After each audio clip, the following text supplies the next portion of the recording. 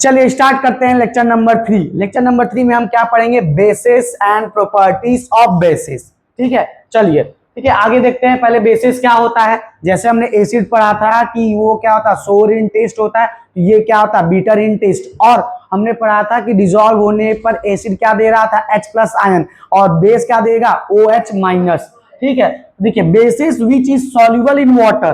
Basis क्या होता है? जो वाटर में सॉल्युबल होता है, जो वाटर में घुल जाता है, उसका एक नया नाम क्या है, अल्कली। ठीक है, छोटा सा बस याद कर सकते हैं। जैसे NaCl हो गया, ये सब क्या होते हैं, डिसॉल्व हो जाते हैं। जैसे सोडियम हाइड्रोक्साइड NaOH।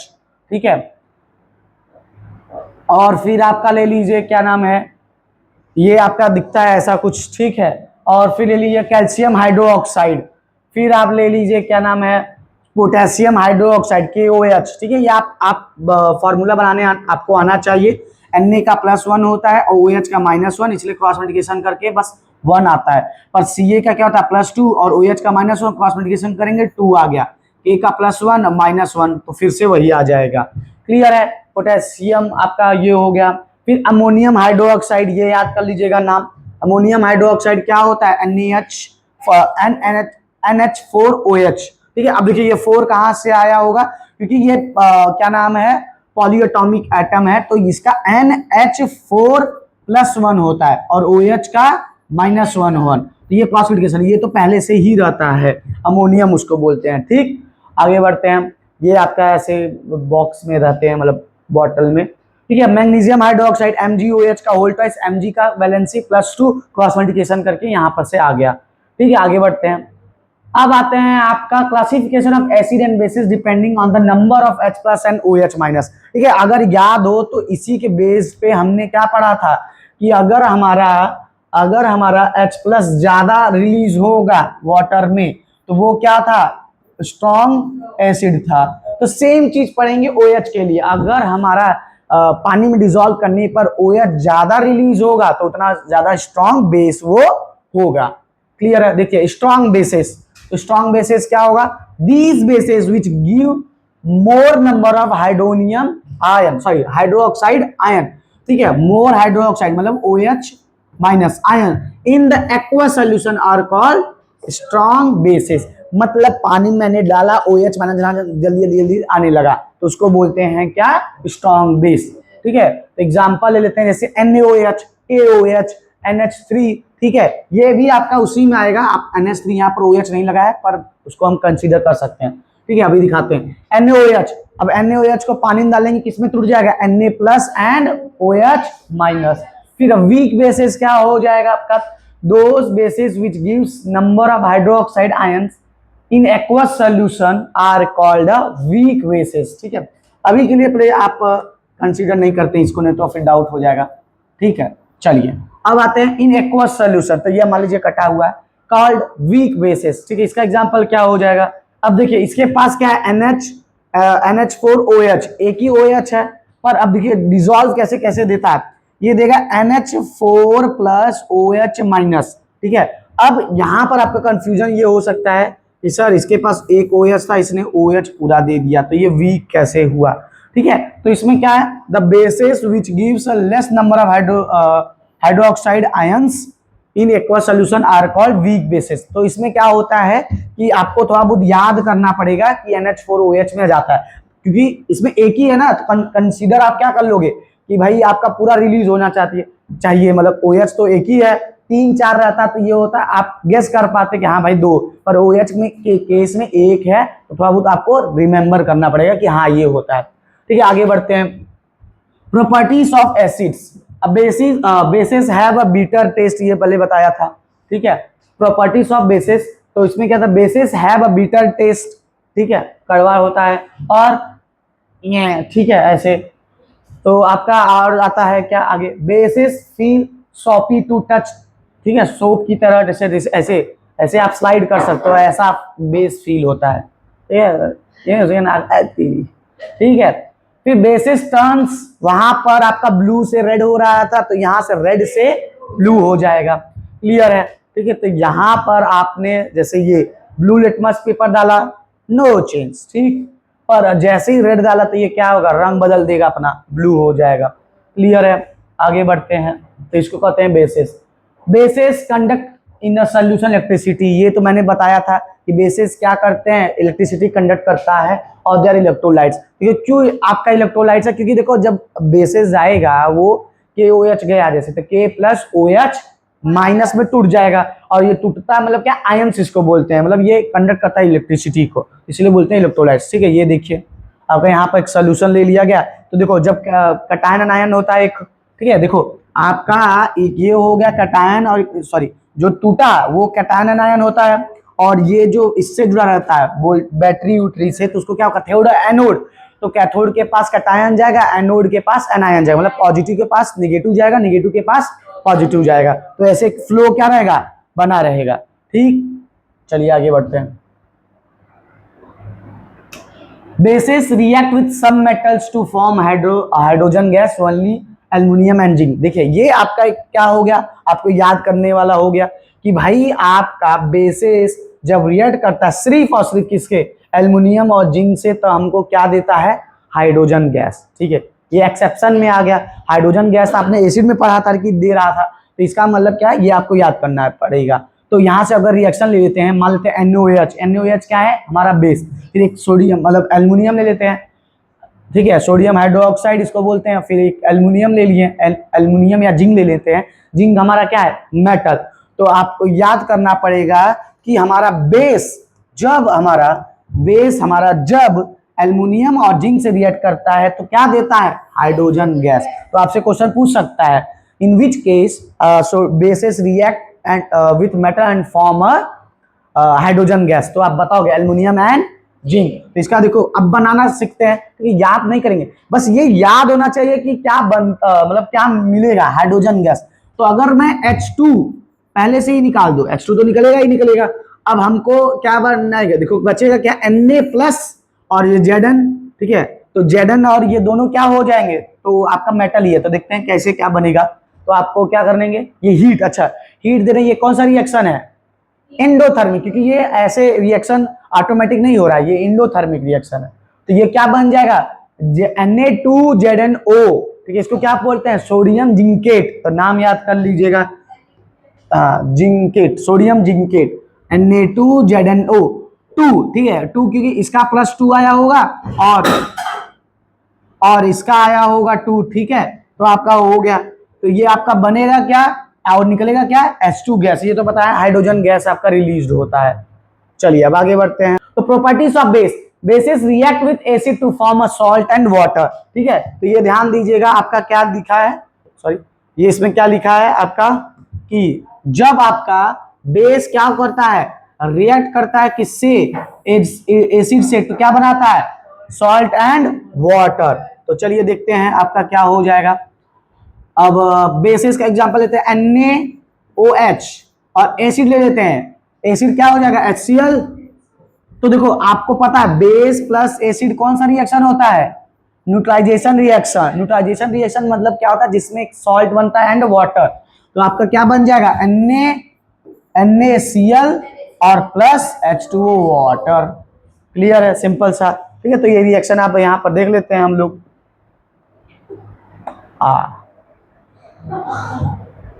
हमको क्या पता, आ जाएगा चलिए ठीक है। तो एग्जांपल ले लेते हैं, आपका क्या आ गया, NaOH प्लस H2SO4 लिया गया है। तो आप बताइए, जैसे NaCl का एग्जांपल दिया है, तो H2SO4 का क्या होगा,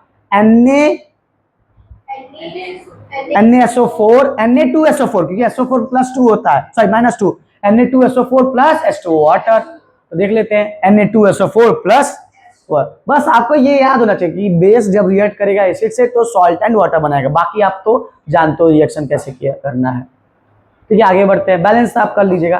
basis react with non metal oxide लेना है, ठीक है, मतलब ऑक्सीजन लगा रहेगा और एक नॉन मेटल रहेगा, to form a salt and water. तो ये क्या हो गया, कैल्शियम हाइड्रोक्साइड मतलब बेस, ठीक। अब लेते हैं नॉन मेटल, ठीक है, कार्बन क्या होता है, नॉन मेटल क्या होते हैं, जिसका बैलेंसी, जिसको इलेक्ट्रॉन की जरूरत रहती है, ठीक है।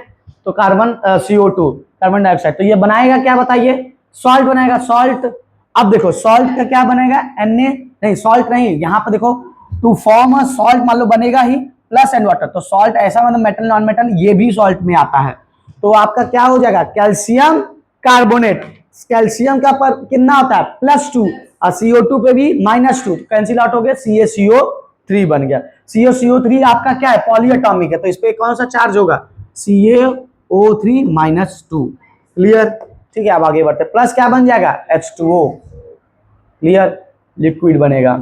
चलिए अब आते हैं इंट्रोडक्शन ऑफ पीएच स्केल। ठीक है, तो रिएक्शंस मैंने बता दिए, आपको पहला काम क्या करना है, जितने भी रिएक्शन आपके एनसीईआरटी में है टोटल होंगे लगभग 12 और 13 रिएक्शंस होंगे। आप अगर चाहो chapter 1, chapter number 2 metal and non metals के भी सारे रिएक्शंस लेके एक बार शॉर्टलिस्ट कर सकते हैं कि ये एसिड से एसिड रिएक्ट कर रहा है, इससे बन रहा है तो ये बन रहा है, ऐसे आप बना सकते हो।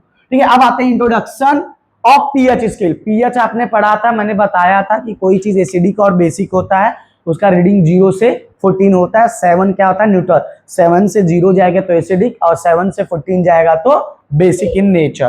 ठीक है, तो ये आपका स्केल ऐसा रहता है। ठीक है, जैसे H+ क्या होता है, एसिड होता है, जैसे जैसे जाता है OH आपका बेसिसिटी इंक्रीज कर जाता है। Variation of pH with change in concentration. ठीक है, डिक्रीज H+ आयंस और ये इंक्रीज। तो आपका आते हैं क्वेश्चंस पर, मतलब कैसे आपको कुछ कुछ याद करना पड़ेगा। Strength of acid and bases are measured by a pH scale, इसको बोलते हैं pH scale. In pH, P stands for, P मतलब क्या होता है ये ध्यान दीजिएगा, पोटेंज। पोटेंज मतलब होता है इन जर्मन में, मतलब कहता है स्ट्रेंथ। ठीक है, जैसे मैं बोलूंगा आपका पोटेंज कितना है, हाँ मेरे पास बहुत ज्यादा ताकत है, स्ट्रेंथ। पोटेंज मतलब स्ट्रेंथ। ठीक है, अब देखिए ये आपका हमारे पास क्या है, पीएच स्केल। अब हम कुछ कुछ एलिमेंट लेंगे, डिप्ट करेंगे, उसको देखेंगे। अच्छा, ये देखिए आपका पहला सब्सटेंस लिए, इसको क्या है, गैस्ट्रिक जूस है, इसको हमने डिप्ड किया। ठीक है, तो इसका देखिए ये जो रेंज है, ये थोड़ा सा ग्रीन कलर दे दिया, पर ये इसका गैस्ट्रिक जूस का 1 से लेके 1.5 से लेके 3.5 तक या चाहे 3 तक होता है। तो ये मानते हैं येलो के आसपास ही आएगा, तो हल्का सी गलत है, बाकी सब सही है। ठीक है, तो इसका पीएच जो है 1.5 से लेके 3 तक होता है। ठीक है, यहाँ पर आप अपडेट कर लीजिएगा, ये आपका कितना होता है, 1.5 से लेके 1.5 से लेके 3 तक होता है। क्लियर है, चलिए अब आगे बढ़ते हैं। अब देखिए अब एक और चीज लेते हैं, इसमें लेते हैं लेमन जूस। ठीक है, लेमन लेते हैं, अब इसको आपका डिप करते हैं, तो इसका आपका आता है क्या, कौन सा कलर आता है, ठीक है देखते हैं। तो ये आ गया आपका येलो ही कलर, तो इसका ये कितना हो जाएगा, 2 pH स्केल। ठीक है, जो आपका आएगा। ठीक है, फिर इसको डिप करते हैं प्योर वाटर, जो हम लोग पानी पीते हैं, प्योर वाटर अगर ले लें तो ये ग्रीन आएगा, मतलब 6 या 7। प्योर वाटर ना एसिडिक होता, तभी तो हमें कोई दिक्कत नहीं होता, ना एसिड होता है ना बेस। क्लियर है, प्योर वाटर कितना होता है, 7। ये याद रखिए, एमसीक्यू में 1 नंबर का आ सकता है। ठीक है, अब लेते हैं क्या, मिल्क ऑफ मैग्नीशिया। ठीक है, तो इसको अगर डिप करेंगे, इसका होता है आपका ब्लू कलर, मतलब 10।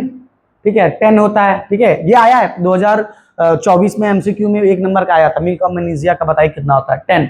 ठीक है, फिर आपका एक और लेते हैं सब्सटेंस, ये क्या, सोडियम हाइड्रोक्साइड, मतलब NaOH। अच्छा, NaOH बताओ, 7 से इधर होगा कि 7 से उधर होगा, 7 से उधर, क्योंकि बेस होता है। ठीक है, तो इसका कितना होता है चेक कर लेते हैं, आपका ब्लू मतलब 11 ना, अच्छा 14 होता है। ठीक, क्लियर है।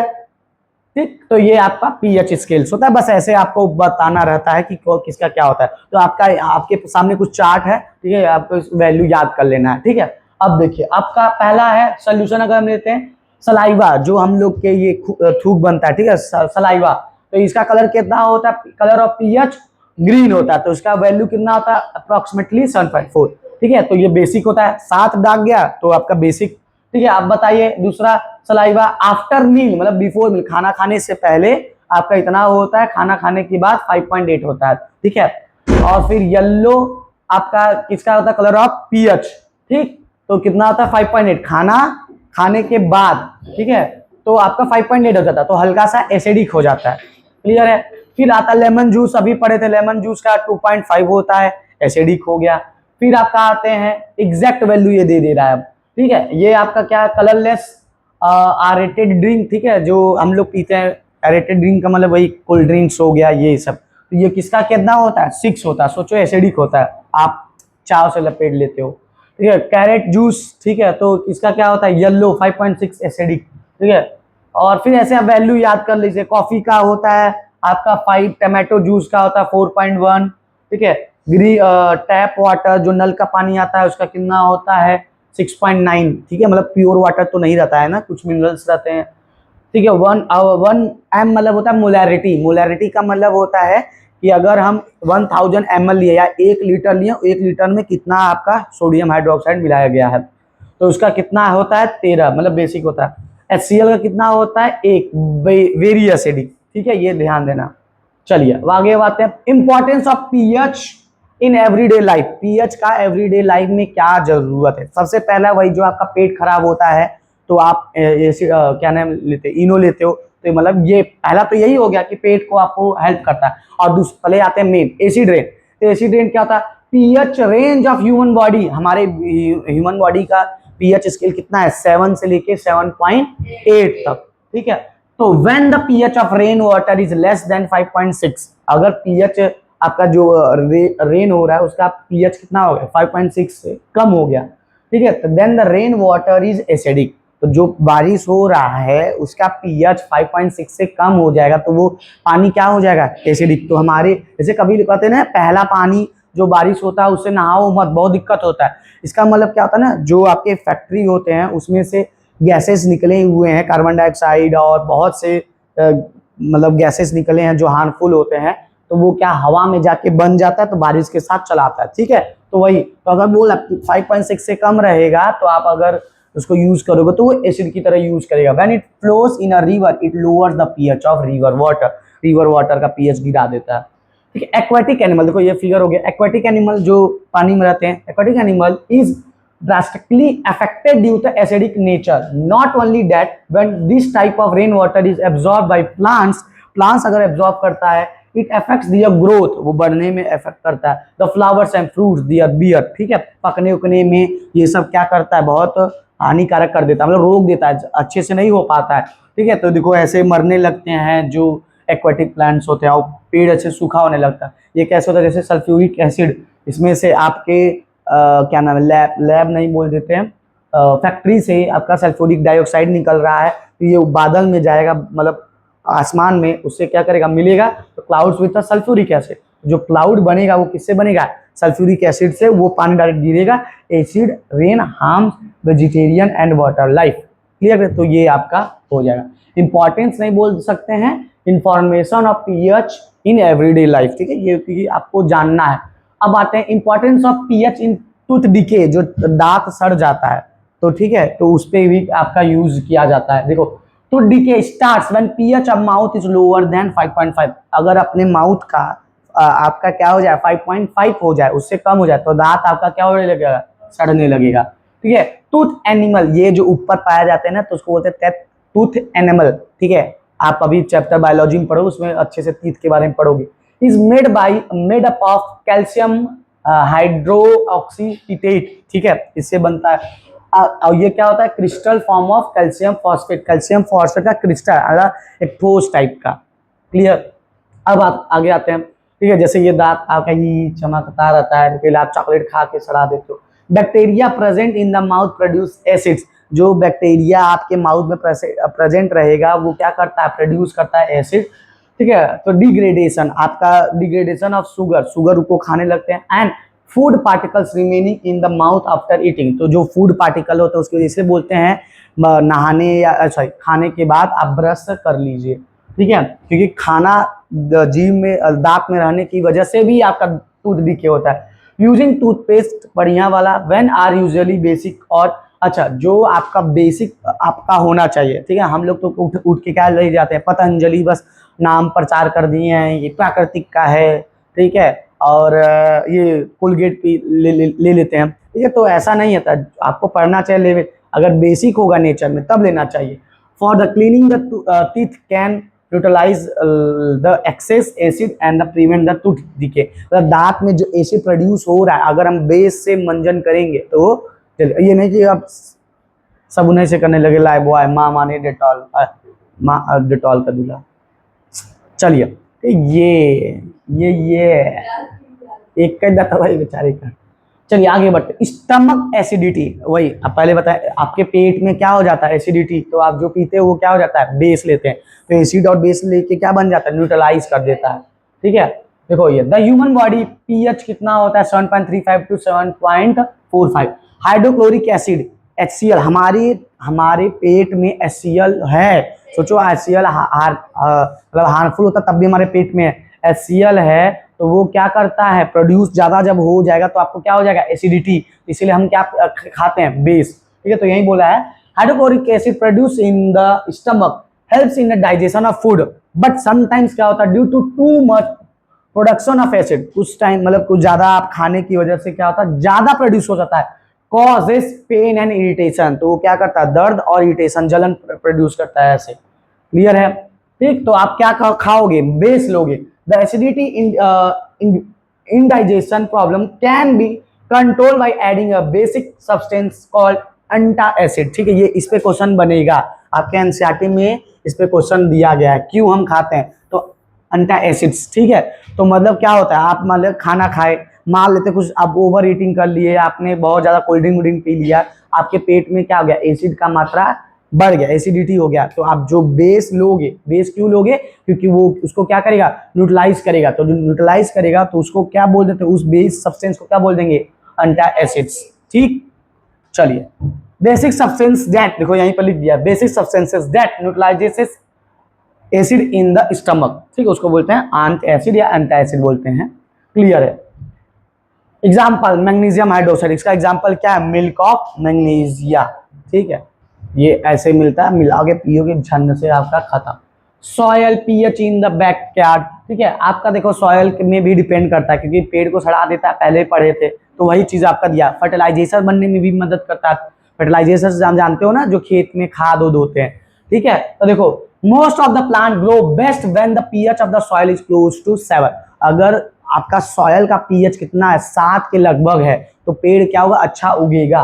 But if the soil is too acidic, अगर ज्यादा एसिडिक होगा, और बेसिक भी, ऐसा नहीं कि बेसिक हो जाएगा तो मस्त हो जाएगा, एसिडिक हो या बेसिक हो, दोनों के लिए, too alkali the plants grow badly और do not grow at all. वो पहले बात बहुत मतलब बहुत मुश्किल से ग्रो होंगे या चाहे ग्रो ही नहीं होंगे। ठीक है, तो if the soil is acidic then it is treated with the material like a quicklime. अगर एसिडिक है तो हम क्या यूज कर देते हैं, क्विकलाइम, क्या, CaO, कैल्शियम ऑक्साइड यूज कर देते हैं। ठीक है, तो ऐसे रहता है, बाद में इसको मिला देते हैं तो अच्छे से बढ़िया से गेहूं के खेतों में गाना बजने लगता है। ठीक है, अब आते हैं self defence by animals and plants. ठीक है, ये भी लास्ट टॉपिक है। अब देखते हैं, जैसे सेल्फ डिफेंस ऑफ एनिमल्स क्या होता है, many animals and plants protect themselves from their enemies by injecting painful and irritating आपका क्या है, acid and base into their skin. देखिए कैसे, देखो व्हेन हनी बी क्या होता है, ऐसे जब स्टिंग काटता है मधुमक्खी, a person it inject an acidic liquid methanoic acid to the skin. हम लोग लोहा लगा देते थे पहले ना, ये दब गया, ठीक है, पर लगना चाहिए तो ये प्रॉपर तरीके से यही होना चाहिए। ऑल्सो कॉल्ड, इसको क्या बोलते हैं, मेथनोइक एसिड को क्या बोलते हैं, फॉर्मिक एसिड। ठीक है, तो ये क्या था, ये मधुमक्खी क्या लीजिए, लब बाइट लीजिए आप। ठीक है, वैन क्या वह थिंग स्टिंग्स, मतलब उसके जो स्टिंग्स होते हैं उसको बोलते हैं, it inject an alkaline liquid into the skin. तो वो जो आपको स्टिंग करता है वो क्या इसके अंदर, अल्कलाइन लिक्विड मतलब बेस को ऐसे करता है। तो आपको किससे ट्रीट करना पड़ेगा, एसिड से। तो एसिड कौन सा लेते हैं, फॉर्मिक एसिड से। ठीक है, then the rubbing a mild base like baking soda on the stung area of the skin give relief. हल्का सा बेकिंग सोडा भी कर दोगे तो आराम मिलता है। ठीक है, N arm sting inject methanoic acid into the skin of the person causing burning pain. अगर ये भी काट लेता है तो भी आप यूज कर सकते हो। Sting hair of the nettle leaves methanoic acid. ठीक है, तो आप ये सब यूज कर सकते हो बर्निंग पर। A traditional remedy in rubbing the area with the leaf of the dock plant, dock, ठीक है, which often grows beside the nettle in the wild. ठीक है, तो फील्ड वाइल्ड में ऐसे एक डॉक प्लांट होता है, वो भी रब करोगे तो भी क्या होगा, आराम मिलेगा। अब आते हैं सॉइल। तो ये आपका थर्ड पार्ट लेक्चर नंबर 4 में बताएंगे। इस चैप्टर मतलब अभी तक लेक्चर नंबर 4 तक हमने क्या बता दिया आपको, एसिड इंट्रोडक्शन दिया था, बेसिक इंट्रोडक्शन दे दिया था, फिर बेस के बारे में सॉरी एसिड के बारे में बताया, उसका प्रॉपर्टीज, केमिकल प्रॉपर्टीज बताया, फिर आज बेस बताया और उसका बेस का केमिकल प्रॉपर्टीज और physical properties and chemical properties दोनों। फिर उसके बाद पीएच स्केल पढ़ाया, पीएच स्केल के बाद मैंने आपको बताया कि पीएच स्केल का डेली लाइफ में क्या यूजेस होता है। तो आपसे क्या रिक्वेस्ट है कि आप lecture number 1, lecture number 2 and ये लेक्चर नंबर 3 जो आपके पास आएगा भी, तो आप उसको अच्छे से पढ़िएगा, रिवाइज करिएगा। मिलेंगे लेक्चर नंबर 4 में। Thank you, bye.